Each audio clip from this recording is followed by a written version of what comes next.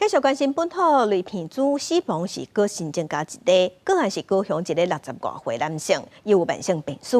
就伊的同工就死亡，这是3多日风台过后第2个死亡的案例。另外，天狗节疫情嘛继续在加悬，顶礼拜有新增加7个本土天狗节的病例，拢是新北中和和新店的群聚案例，也伫新店的天山公园附近的山区，即马已经列做管制区。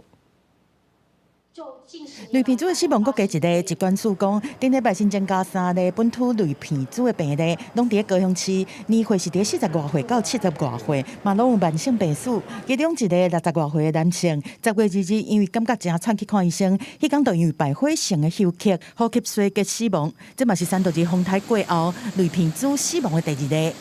这个案例呢，因为他也没有直接接触这些污泥污水，所以吸入而造成类鼻区感染才是最可能的一个途径。另外，天狗节的疫情嘛升温，顶礼拜是新增加7例本土天狗节的病例，包括新北市中和4例、永和1例、台北市中正区1例、中华县的溪州乡1例。因为病毒的基因定序结果，这7例拢和新北市中和新店群聚病毒的序列同款。疾管署研判，这拢是同一件群聚事件。为着要阻断疫情的传播，伫中和 景心公园、三界庙、新店天山公园和4颗地亚的山区，已经列做是管制区，但是同款有民众拢入来，嘛拢防法。